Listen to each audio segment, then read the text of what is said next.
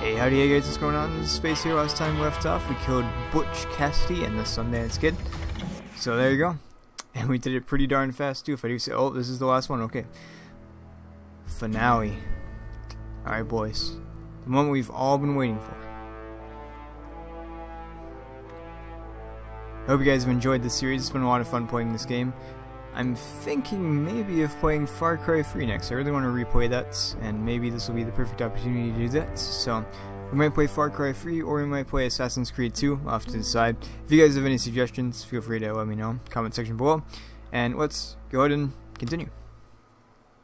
Butch Cassidy and the Sundance Kid were killed by the Bolivian army. Everybody knows that. That's the legend, but it ain't the truth. So, you never found Bob? There is no Bob. This old sumbitch ain't even Silas Greaves. Sir, is that true? Have you been pulling our legs this whole time? Well, not the whole time. Oh man, I think you've worn out your welcome here. Maybe you're right, Jack. Maybe it's time to pay. You see, Ben, or should I say Bob, your past always catches up with you. Yeah, Bobby. Come and get some. I was a different man back then, crazy. Drinking, I've changed my ways, I swear to you. If I could turn back the clock, But you can't, Bob. What's, Red Dead Redemption? Why'd you toy with me like that? Telling those tales, knowing all along. Why not just lay your cards on the table? Wanted to suss you out, Bob. See what kind of man you turned out to be. Maybe prod you into drawing on me. See, all those years on your trail turned me into a killer. Can't even remember who I was before you tried to murder me. You, on the other hand, walked that very same path in exactly the opposite direction. What do you mean by that? You think your life is worth sparing, Bob? Boy, what's your name again? It's Eisenhower, sir. Dwight Eisenhower. Whoa. What do you plan to do with your life, Dwight Eisenhower? Tomorrow I'll be leaving for West Point, sir. So, you want to be a soldier? Well, then do it right, son. Don't tear down the world out of anger and spite like I did. You build it up. You do something decent with your life, you hear me? Sir? Yes, sir.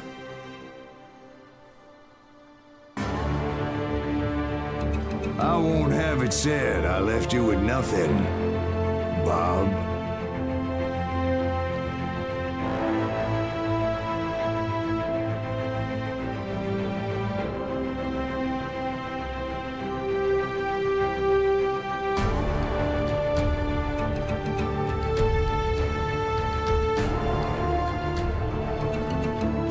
Alright dudes, that was a short episode, but I hope you guys have enjoyed this series. It's been a lot of fun, so yeah.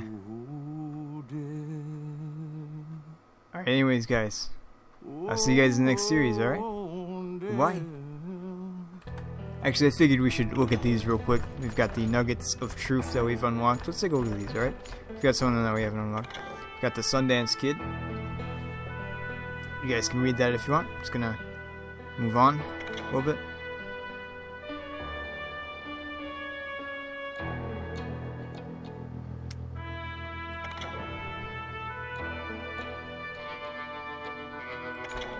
Actually, maybe I'll read out some of them, you know. Alright.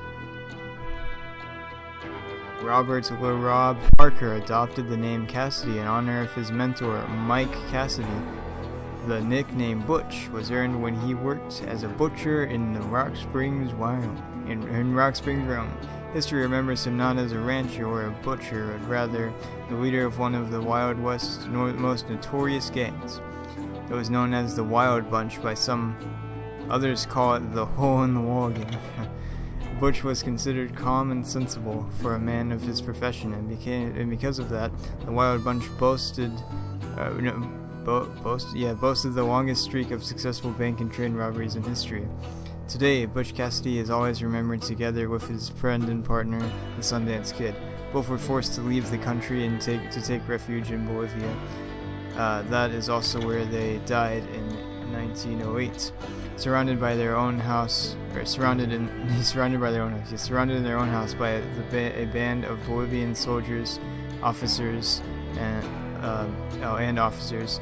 One of the two, it's impossible to know who, killed his wounded friend and then committed suicide.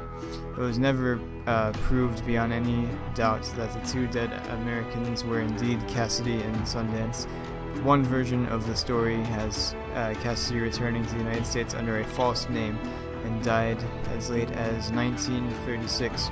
One thing is certain though, both men are most definitely dead, even as their legends live on. You never know.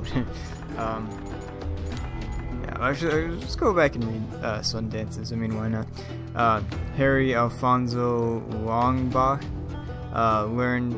earned his moniker by serving a 18-month sentence for thievery in Sundance, Wyoming, at the age of 15. His fame, however, was won alongside Butch Cassidy as a member of the Wild Bunch. He is often called a gunfighter, but there is not a single death by shooting which can easily be attributed to the Sundance Kid. It's quite possible that the newspapers of the time mistook another truly murderous member of the bunch, Harvey Logan, aka Kid Curry, for Sundance. Together, his wife, Etta Place, and Butch Cassidy, they fled the U.S. and the authorities in pursuit of them to hide out in South America. There in Bolivia, he allegedly died alongside his friend in 1908. Jeez, I can't read. We cannot be sure though, as there are those who believe that Longaba, I don't know how to pronounce that name, returned to the United States and lived for many years under a different name. The story will forever remain a mystery. What else do we have here? Native Americans? Let's see. Native Americans are indigenous people of North America. They are composed of numerous distinct Native American tribes, some of which survive to this day as culturally and political entities. According to the accepted theory, migrations of humans from Eurasia to the Americas took place approximately 12,000 years ago in the Bering Land Bridge. Many of these tribes were decimated during the 18th and 19th century as they were pushed out of their homelands by waves of settlers of European origin. As Native Americans were divided into many tribes, some of which were long-standing enemies, they were unable to unite against a common enemy, invaders armed with advanced technology. L. Frank Baum, the author of The Wizard of Oz, was among the champions to complete eradication of the remaining Native Americans. He wrote, "The whites, by law of conquest, by justice of civilization, are masters of the American continent, and the best safety of the frontier settlements will be secured by total annihilation of the few remaining Indians." Mere days after the Wounded Knee Massacre called a battle at the time, despite being nothing more than a bloodbath inflicted by American soldiers on unarmed men, women, and children, L. Frank Baum wrote once again, criticizing the government for not taking even more drastic measures, demanding to wipe these untamed and untamable creatures from the face of the earth. Just like ancient Celts, conquered by Romans, Native Americans left an invaluable and rich legacy evidence in the language, philosophy, and popular culture of modern-day America. Interesting stuff. What else do we have here? Anything else pretty interesting?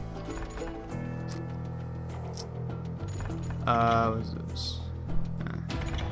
Alright. I'm sure there's like a video that has all of these. Let's read this one.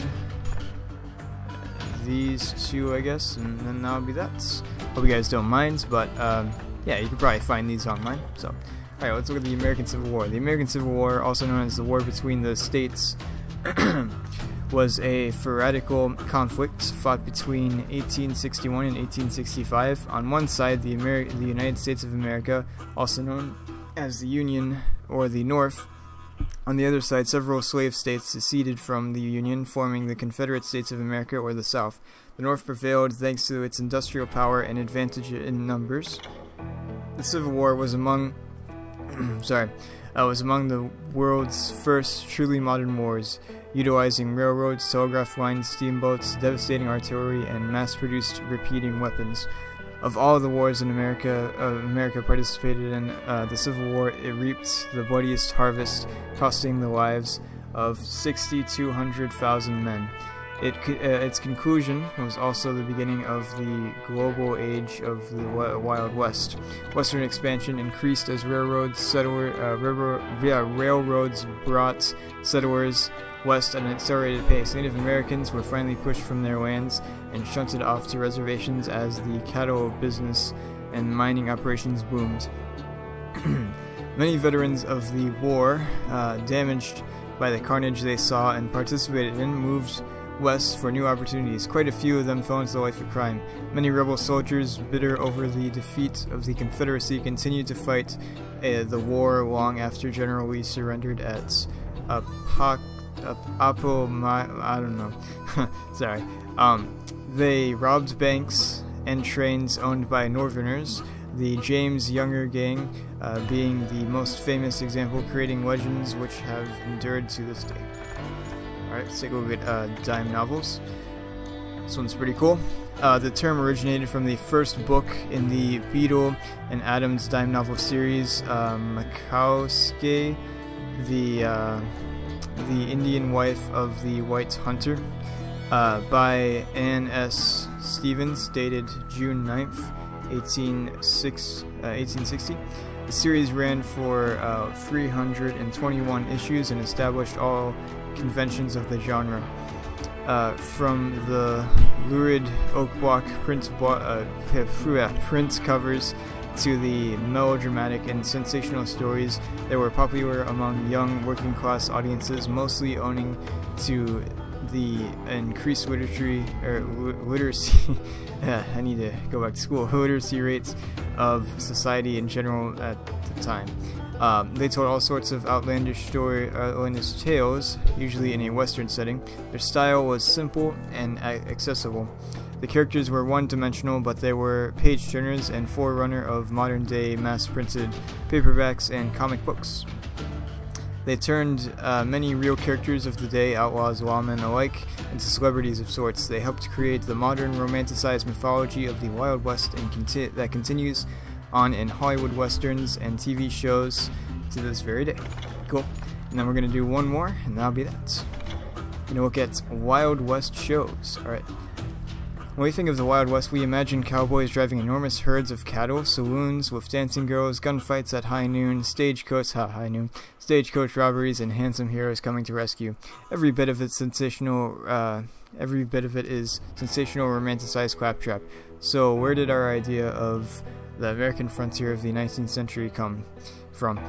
Frederick William Cody, or Buffalo Bill, his nickname earned by slaughtering over 4,000 bison in the course of 18 months to feed railroad workers. That's pretty crazy. Sold this picture of the Old West to an Eastern audience, both American and European, with Buffalo Bill's Wild West, a live show combining elements of the circus and the theater. To audiences' delight, Cody recreated various historical events, showcased famous and authentic celebrities. Wild Bill Hickok, Annie Oakley, and the Sitting Bull, among others, starred in his shows. Presented iconic situations associated with life on the frontier, employed sharpshooters, riders, and real Native American Indians. It was a perfect idealized version of the Wild West, set to rousing music.